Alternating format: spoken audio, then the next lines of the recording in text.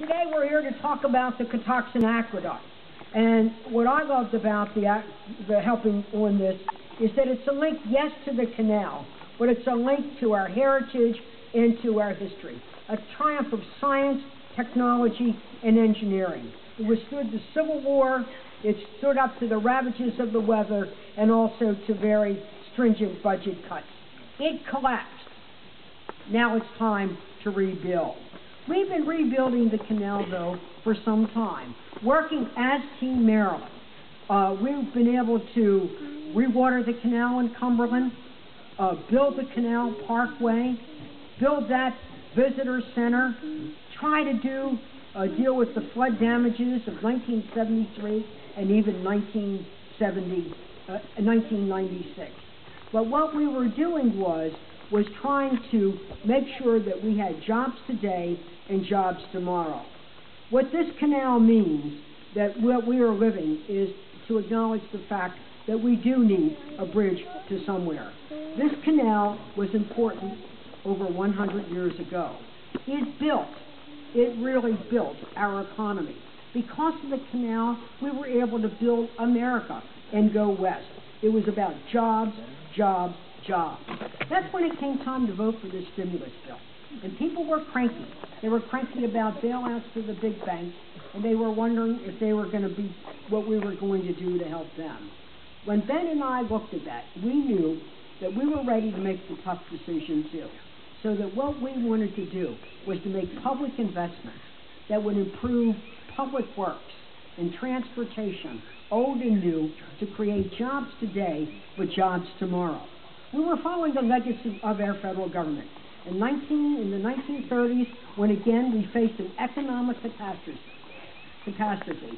there was something called the WPA project. And it built a large part of what we see up here in Western Maryland. But the WPA and the CCC, the Civil Conservation Corps, did a lot to repair the canal in those days. Now we wanted to use those federal funds to hire people in the private sector to really rebuild the canal. And in doing that, we know if we rebuild, they will continue to come. So that's why we were very pleased to work in a way that brought that $3.6 million, working in partnership with government and the dedicated volunteers to be able to rebuild this aqueduct. When I looked at this canal, I love it. You know, somebody who's short, stocky, middle-aged like me, I'm not much of a hiker. You know, I like to climb mountains, but they're more metaphorical than the real deal. And I have it in my head, and, you know, I can sing the sound of music and all that. But the great thing about the canal, no matter what age or what stage, you can be at that canal. I've seen young lovers strolling the canal holding hands. I've seen fit young people riding their bikes. I've seen old-timers up there doing Volks marches. And I've even seen blind children and handicapped children walk that canal. This canal is America. It's for everybody. And it's for everybody who wants to go somewhere. It's for everybody who has a dream in their heart. No matter how much money you have in your pocket, you can have a dream in your heart. You can have a piece of America when you come up on the C&O Canal. So let's build it and have more to come. God bless you, and God bless America. Now, I want to introduce my colleague, Senator Ben Cardin. He might be new to the Senate, but he's certainly not new to government and knowing how to make government work for people. He and his beloved wife, Myrna, are hikers.